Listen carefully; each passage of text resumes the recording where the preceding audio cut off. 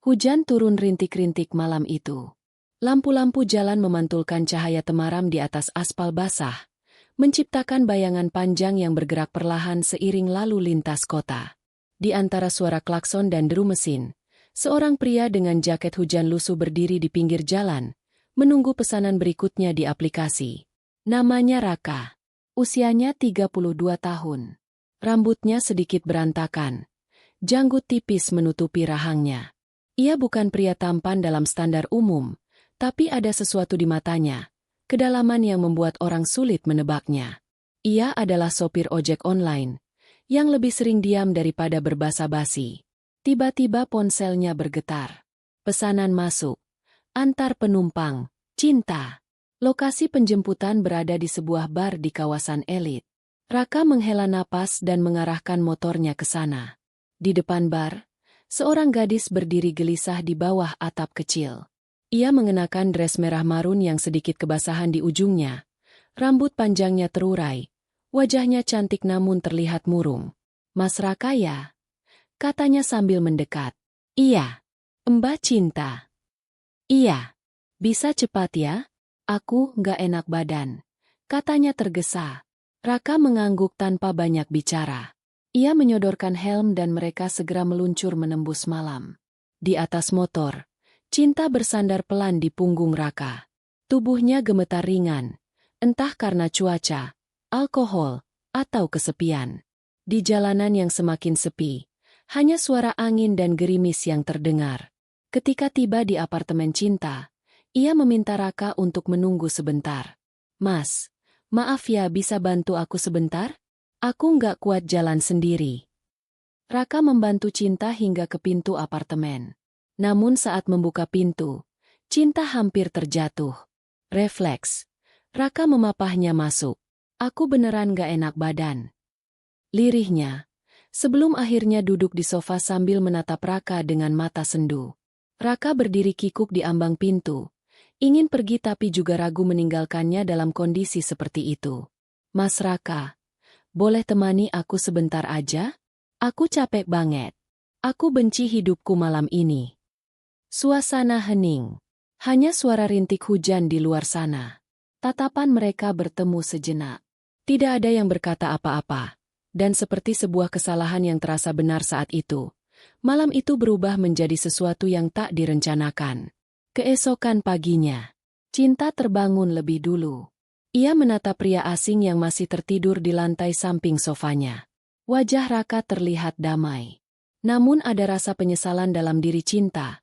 Penyesalan bukan karena Raka, tapi karena dirinya sendiri. "Aku ngapain semalam?" gumamnya. Ketika Raka terbangun dan menatapnya dengan senyum kecil, Cinta hanya berkata dingin, "Kamu nggak perlu mikir aneh-aneh. Itu cuma satu malam. Jangan berharap lebih, Mas." Raka berdiri di depan pintu apartemen, memandangi lantai sambil menghela napas panjang. Tangannya masih memegang helm, dan rintik hujan belum sepenuhnya berhenti. Di belakangnya, suara pintu tertutup dengan tegas, dingin, tanpa ucapan terima kasih, tanpa senyum perpisahan. Hanya sebuah kalimat yang terus terngiang di kepalanya. "Jangan berharap lebih, Mas." Raka kembali ke kontrakan kecilnya di pinggiran kota, menaruh helm dan jaket yang basah di gantungan usang. Ia duduk di ranjang sempitnya dan memandang sekeliling. Ruangan mungil dengan dinding lembab, kipas tua yang berderit, dan rak buku kayu yang dipenuhi bacaan yang tidak sesuai dengan sosok sopir. Di antara tumpukan buku tua dan catatan matematika tingkat tinggi, terselip sebuah foto. Ia menatapnya lama. Wajah seorang pria muda dengan senyum cerah di depan universitas ternama di luar negeri. Seseorang yang dulu dia kenal, dirinya sendiri, sebelum semuanya berubah. Sementara itu, di sebuah kafe elegan di pusat kota, Cinta duduk bersama dua temannya, menikmati brunch mewah. "Aku pulang naik ojek tadi malam," katanya setengah bergurau. "Astaga, serius? Terus?" tanya salah satu temannya. "Ya, dia sopirnya cukup baik sih. Tapi ya udah, cuma semalam aja. Gak penting juga. Biasa aja," jawabnya sambil memainkan sendok. Tapi tatapannya kosong sejenak. Ada sesuatu dari Raka yang belum bisa ia lupakan. Tatapan matanya, cara ia mendengarkan, atau ketenangan yang membuatnya merasa aman. Namun gengsi lebih kuat dari pengakuan. Cinta menepis bayangan itu dan kembali tertawa bersama teman-temannya. Beberapa hari berlalu. Raka kembali menjalani rutinitas sebagai sopir online. Ia tidak menghubungi Cinta, tidak berusaha mendekat, tidak berkata apa-apa. Hanya diam dan bekerja lebih keras dari biasanya. Namun suatu sore, tanpa sengaja, jalan mereka kembali bersilangan. Cinta sedang menunggu taksi di tepi jalan saat seorang pengemudi mobil sport mewah nyaris menabraknya. Raka yang sedang melintas dengan motor langsung berhenti dan menarik Cinta ke pinggir. Cinta. Cinta terkejut. Kamu? Apa kamu baik-baik saja? Ia mengangguk pelan. Tapi ekspresinya berubah menjadi dingin seketika. Aku nggak minta kamu selamatin aku. Kita gak punya urusan lagi, Mas. Tolong ngerti. Raka menatapnya sejenak. Tidak marah, tidak kecewa. Hanya diam. Maaf, katanya pelan. Lalu pergi. Malam itu, Cinta duduk sendiri di kamarnya, menatap layar ponsel yang menampilkan nama Raka, yang belum pernah ia simpan, tapi masih tercatat di riwayat perjalanan. Ia menatapnya lama, sebelum akhirnya menghapus riwayat itu. Namun yang ia hapus dari ponsel, tak bisa ia hapus dari pikirannya. 1 bulan berlalu sejak malam itu. Kota terus sibuk seperti biasa, tetapi di dalam hati masing-masing, Raka dan Cinta menyimpan sesuatu yang belum selesai. Namun takdir, seperti biasa, punya caranya sendiri untuk mempertemukan orang-orang yang seharusnya berjauhan. Suatu siang di kantor agensi kreatif tempat Cinta bekerja. Cinta, kamu ditunjuk untuk jadi tim utama proyek kampanye, Harmoni Urban, bulan ini, kata atasannya sambil menyerahkan berkas presentasi. Cinta menyambutnya dengan semangat, hingga membaca satu nama di bagian bawah halaman. Klien utama, PT Arwana Mandiri, Chief Executive, RN Pradipta. Siapa itu? Gumam Cinta. Ia mengangkat alis. Nama itu asing, tetapi seolah terasa familiar. Ia membuka laptop dan mengetik cepat nama tersebut di internet. Sederet berita bisnis muncul. RN Pradipta, sosok misterius yang tiba-tiba muncul 3 tahun lalu dan membuat gebrakan besar di industri teknologi dan transportasi. Hampir tidak ada foto resmi. Semua orang hanya menyebutnya sebagai pendiam, jenius, dan berbahaya bagi para pesaing. Aneh, tapi kayak pernah dengar gaya namanya. Minggu berikutnya, di ruang pertemuan salah satu hotel bintang 5, tim dari perusahaan Cinta datang lebih awal untuk presentasi proposal. Semua duduk rapi, menunggu kehadiran sang klien utama yang katanya hanya datang jika benar-benar tertarik. Ketika pintu ruangan terbuka perlahan, langkah-langkah masuk dengan tenang. Beberapa orang berdiri memberi hormat. Dan di antara mereka, Raka melangkah masuk. Tapi kali ini bukan dengan jaket lusuh dan helm di tangan. Ia mengenakan jas hitam mahal, rapi, dan matanya tajam menatap ruangan. Cinta membeku di tempat duduknya. Ia nyaris menjatuhkan tablet di tangannya. Raka menatap langsung ke arah Cinta dan hanya berkata satu kalimat. Silakan mulai presentasinya. Sepanjang presentasi, Cinta sulit berkonsentrasi. Suara Raka begitu tenang saat memberikan masukan, mencermati setiap detail, seolah pria yang sama sekali berbeda dari yang ia tolak dengan dingin malam itu. Selesai rapat, saat semua orang keluar, Raka berkata kepada asistennya, "Tolong beritahu mereka, proyek ini saya setujui, tapi saya akan pantau langsung." "Baik, Pak Raka." Cinta, yang masih berdiri terpaku, tersentak mendengar nama itu. Pak Raka. Baru kini semuanya menyatu. Ia tak sanggup mengejar, hanya berdiri diam, menyadari bahwa pria yang dulu ia anggap tidak cukup, ternyata menyembunyikan seluruh dunia yang tidak pernah ia lihat. Malam itu, di dalam mobilnya, Cinta membuka kembali riwayat pesan lama. Ia mencari nama, Raka, di kontak yang dulu ia hapus. Namun, yang lebih menyakitkan dari tidak menemukannya adalah menyadari bahwa dialah yang memilih menghapus semuanya lebih dulu. Sejak pertemuan di hotel itu, bayang-bayang Raka tak pernah pergi dari pikiran Cinta. Tiap langkahnya di kantor terasa berat. Terlebih karena setiap minggu Raka benar-benar hadir untuk memantau proyek mereka. Namun yang membuatnya lebih gelisah, Raka memperlakukannya seperti orang asing. Tidak ada sapaan pribadi. Tidak ada tatapan penuh arti. Hanya profesionalisme dingin yang tak menyisakan ruang untuk kenangan malam itu. Ruang rapat. Minggu berikutnya. Bagus. Tapi bagian visual ini terlalu lemah untuk audiens kelas atas. Ujar Raka dengan nada tenang. Cinta mencoba menanggapi. Kami bisa revisi layoutnya agar lebih eksklusif dan elegan. Raka menatapnya. Datar. Kamu yang tangani. Iya. Pastikan kamu tahu apa artinya eksklusif. Karena bukan hanya tentang visual, tapi rasa. Hening sejenak. Kalimat itu terdengar biasa. Tapi bagi Cinta, itu seperti tamparan. Ia tahu maksud tersembunyinya. Dan ia tak punya jawaban. Sore hari, atap kantor. Cinta berdiri menatap langit. Mencoba mengatur napas. Temannya, Rani, mendekat. Kamu kenapa akhir-akhir ini, Cin? Kenapa ya? Rasanya kayak ditusuk pelan-pelan tiap kali dia ngomong. Siapa? Raka. Cinta mengangguk. Rani tertawa kecil. Lucu ya? Kamu yang selalu bilang, gak penting. Sekarang yang paling kepikiran. Aku salah nilai dia, Ran. Cinta menunduk. Suaranya bergetar. Aku pikir dia cuma sopir. Cuma satu malam. Tapi ternyata, dia lebih dari semua lelaki yang pernah deketin aku. Sementara itu, di ruangan kerja Raka, asistennya, Dimas, masuk membawa beberapa dokumen. Pak Raka, soal revisi presentasi. Letakkan saja di meja. Potong Raka tanpa menoleh. Dimas menatap bosnya sekilas. Ia ragu sejenak.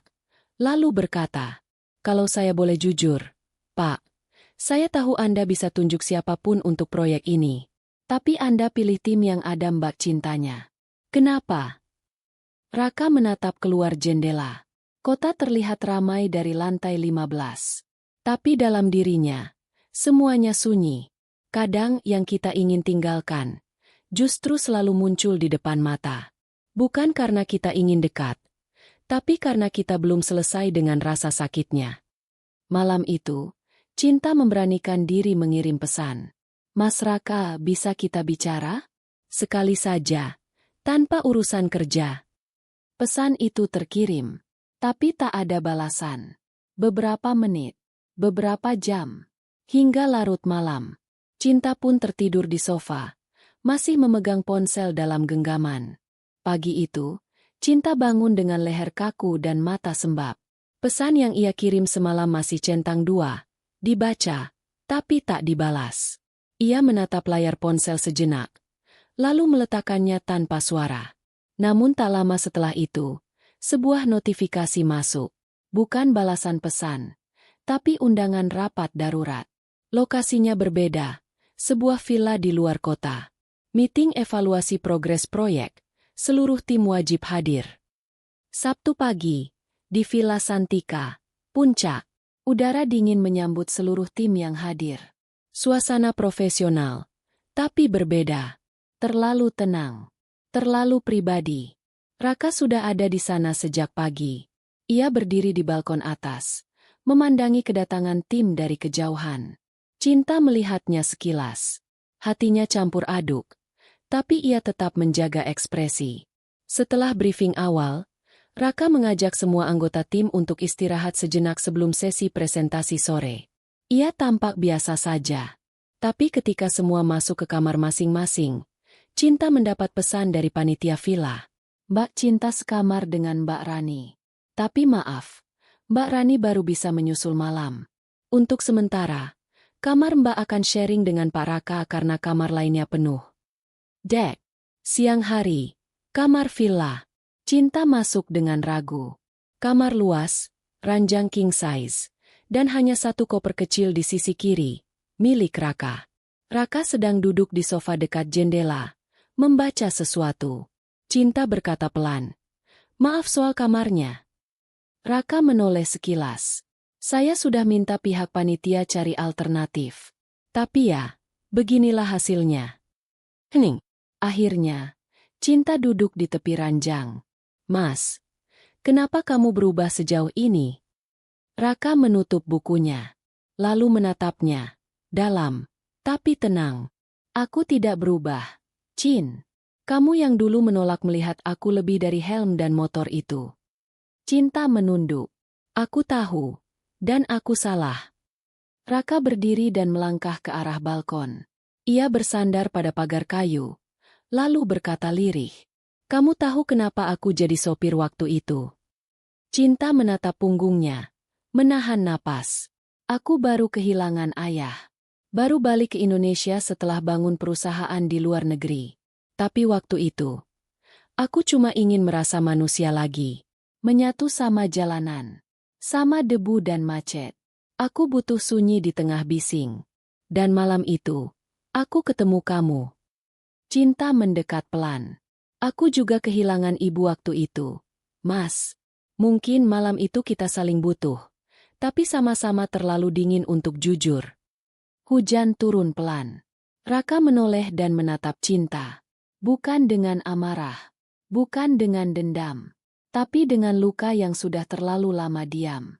"Kalau kamu datang malam itu bukan buat cari cinta, kenapa kamu masih simpan aku di pikiranmu sampai sekarang?" Cinta terdiam.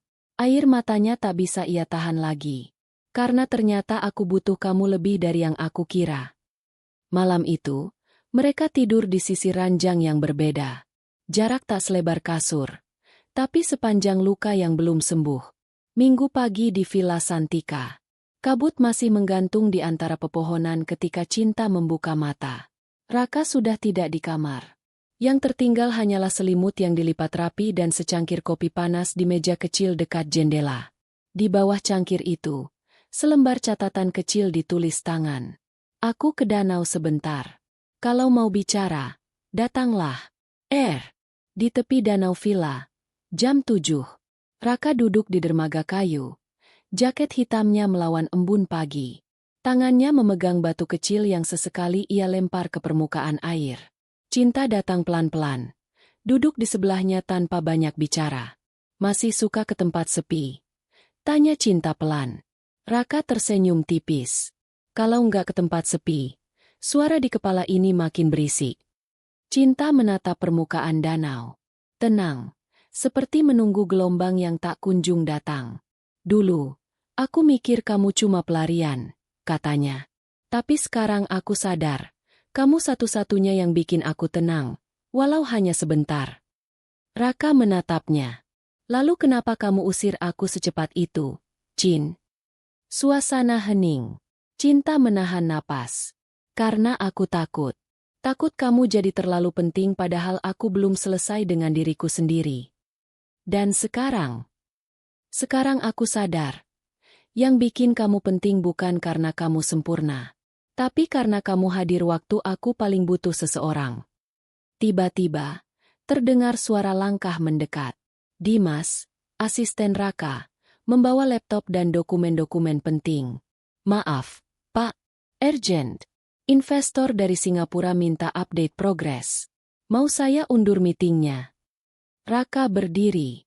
Sekilas, ia kembali menjadi direktur besar. Itu, dingin, tegas, dan terpisah dari dunia Cinta. Namun sebelum pergi, ia menatap Cinta. "Aku nggak mau kita berakhir di tempat yang sama seperti dulu, Cin. Tapi kalau kamu butuh waktu, aku bisa nunggu. Selama kamu nggak lari." Malam harinya, setelah kembali ke Jakarta, Cinta duduk di kamarnya, membuka folder foto lama. Salah satunya, selfie buram malam itu, dengan wajah mereka berdua setengah tertutup helm. Ia menatap foto itu lama lalu menekan tombol, simpan sebagai favorit. Sementara itu, Raka duduk di dalam ruangannya. Ia membuka dokumen proyek. Di halaman akhir proposal dari Cinta, ada satu catatan tangan kecil yang ia temukan tadi siang. Mungkin kamu bukan pelarian. Kamu rumah yang sempat aku tutup sebelum sempat masuk. Raka tersenyum. Untuk pertama kalinya dalam waktu yang lama, senyumnya bukan untuk rapat atau bisnis, tapi untuk satu nama, cinta. Seminggu setelah dari villa, hubungan antara Raka dan Cinta mulai mencair. Bukan seperti sepasang kekasih, tapi lebih seperti dua orang yang mulai belajar berdamai dengan masa lalu dan dengan harapan yang pernah patah. Cinta mulai merasa nyaman. Bahkan, ia sudah tidak lagi menyembunyikan senyum saat nama Raka muncul di layar ponselnya. Namun, di balik kedekatan yang tumbuh kembali, sebuah rahasia sedang mengintai. Siang itu, di kantor pusat, Cinta tengah membawa dokumen ke ruang Raka. Ia hendak mengetuk, tapi mendengar suara dari dalam. Saya sudah bilang, jangan libatkan dia terlalu jauh. Kalau dia tahu siapa yang jadi penyebab kecelakaan ibunya, semuanya akan hancur. Suara Dimas dan suara Raka. Cinta membeku. Nafasnya tercekat. Tapi Pak cepat atau lambat dia pasti tahu. Kecelakaan itu bukan hal kecil. Justru karena itu, jangan ganggu prosesnya. Aku sedang mencoba menebus kesalahan itu tanpa membuatnya semakin terluka. Dek. Langit runtuh dalam pikirannya. Seluruh luka lama kembali terbuka. Ia melangkah mundur perlahan, menjatuhkan map dokumen tanpa sadar. Braak, pintu terbuka. Raka menatapnya. Kaget. Pshit. Tak sempat menutupi keterkejutannya. Cinta menatapnya. Matanya basah. Suaranya gemetar. Kamu tahu soal kecelakaan ibu aku? Flashback 5 tahun lalu. Sebuah mobil sport melaju kencang di jalan tol basah karena hujan. Di sisi lain, sebuah mobil tua sedang berhenti karena mogok. Dalam sepersekian detik, tragedi terjadi. Sopir mobil sport itu adalah adik Raka. Ia mabuk. Ia melarikan diri dari tempat kejadian. Rakalah yang menyelesaikan semuanya. Ia membungkam saksi. Ia membayar rumah sakit. Ia mencabut laporan. Semua dilakukan secara diam-diam, demi menutupi aib keluarga. Dan dia tahu bahwa korban adalah ibu dari seorang gadis bernama Cinta. Kembali ke masa kini, Cinta melangkah mundur. Napasnya tak teratur. Dunia yang baru saja mulai terasa hangat, kembali membeku dalam sekejap. Kenapa kamu deketin aku lagi kalau kamu tahu semua ini? Bentaknya. Karena aku gak tahan lihat kamu hidup dengan luka yang disebabkan oleh keluargaku. Aku pikir, kalau aku bisa bahagiain kamu, itu cukup buat menebus semuanya. Cinta menggeleng. Air matanya jatuh satu persatu. Itu bukan tebusan, Raka. Itu pengkhianatan. Ia berlari meninggalkan ruangan. Dan kali ini, Raka tak mengejarnya. Beberapa hari setelah kejadian di kantor, Cinta tak masuk kerja. Ia mematikan semua notifikasi, mengganti nomor ponsel, dan menolak membuka pintu bahkan untuk teman terdekatnya. Ia hanya diam di kamar, menatap langit-langit, tenggelam dalam satu pertanyaan yang membakar. Kenapa harus kamu, Raka? Di sisi lain kota, Raka menolak semua rapat, semua presentasi, bahkan proyek besar dari investor luar negeri. Ia hanya duduk sendiri di dalam ruangannya, memutar ulang suara Cinta di kepalanya. Itu bukan tebusan, Raka. Itu pengkhianatan. Kata-kata itu menggema lebih keras dari suara apapun. Ia tahu, semua kenyamanan yang dibangunnya dengan Cinta tak pernah benar-benar jujur. Ia hanya menambah luka, tanpa pernah mengakui darahnya sendiri. Sore hari, di rumah almarhumah Ibu Cinta. Cinta berdiri di depan makam, membawa seikat bunga lili putih. Di belakangnya, diam-diam, Raka datang. Ia tak mendekat, hanya berdiri dari jauh, menunduk. Cinta berkata tanpa menoleh. Sudah cukup kamu di sana. Jangan dekati aku lagi. Raka menahan napas. Lalu ia bicara. Suaranya nyaris bergetar. Aku tahu aku nggak pantas. Tapi aku juga nggak bisa pura-pura nggak peduli. Aku tahu siapa yang menabrak ibumu. Tapi waktu itu, aku terlalu pengecut untuk membiarkan keadilan bicara. Cinta memejamkan mata. Aku bantu tutup semuanya. Bukan karena aku setuju. Tapi karena aku pikir, melindungi keluarga lebih penting dari menghukum mereka. Dan ternyata, itu keputusan paling salah dalam hidupku. Cinta berbalik. Wajahnya dingin. Jadi ini soal kamu? Soal rasa bersalah kamu? Bukan soal ibuku. Bukan soal aku. Bukan. Raka menggeleng. Ini soal semuanya. Tentang kamu. Tentang ibumu. Tentang harga diri yang kupijak cuma buat lindungi orang yang bahkan gak pernah minta dilindungi. Tiba-tiba, sebuah mobil berhenti. Dimas keluar tergesa. Pak Raka, maaf, tapi ada darurat. Adik Bapak, Doni, dia kecelakaan. Parah. Dek, Raka menoleh pada Cinta. Matanya penuh luka yang baru. Tapi kali ini, ia tak memohon, tak membela diri. Ia hanya berkata lirih. Aku nggak akan ganggu kamu lagi. Tapi kalau suatu hari kamu bisa maafin aku masih di tempat yang sama. Ia berbalik dan pergi bersama Dimas. Untuk pertama kalinya, ia meninggalkan Cinta dengan keputusan bulat. Tanpa janji, tanpa kepura-puraan. Cinta berdiri sendiri. Di tangan kirinya, bunga lili mulai layu diterpa angin. Di hatinya, yang tersisa bukan marah tapi kehampaan. Kenapa kebenaran selalu datang terlambat? Jakarta masih bising seperti biasa, tapi bagi Cinta, dunia terasa lebih sunyi dari sebelumnya. Ia kembali bekerja, namun tak pernah lagi menginjakan kaki di lantai tempat kantor Raka. Ia bahkan menolak saat dipanggil untuk proyek besar. Proyek yang dulu ia impikan. Tapi yang berubah bukan hanya dirinya. Raka, pria itu kini bukan lagi bayangan di balik jas mahal. Ia mulai hadir di dunia nyata, membenahi hubungan dengan adiknya, Doni, yang selamat dari kecelakaan, namun harus menjalani terapi intensif akibat trauma berat. Untuk pertama kalinya dalam hidup, Raka membiarkan dirinya bertanggung jawab dengan jujur. Ia membuat Doni menyerahkan diri. Ia membuka kembali kasus lama yang ditutup. Ia meminta maaf secara langsung kepada keluarga korban lain, termasuk menyumbangkan sebagian besar sahamnya untuk yayasan korban kecelakaan. Berita itu muncul di mana-mana. Tapi bukan itu yang sampai ke hati Cinta. Yang sampai kepadanya hanyalah sebuah surat tangan yang dikirimkan lewat seorang anak kecil, putra dari penjaga rumah lama Cinta.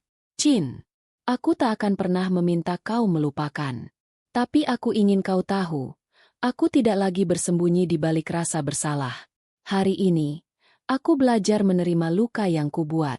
Karena hanya dengan itu, aku bisa benar-benar mencintaimu bukan sebagai pelarian, tapi sebagai pria yang akhirnya berani menjadi utuh. Maaf, Eka.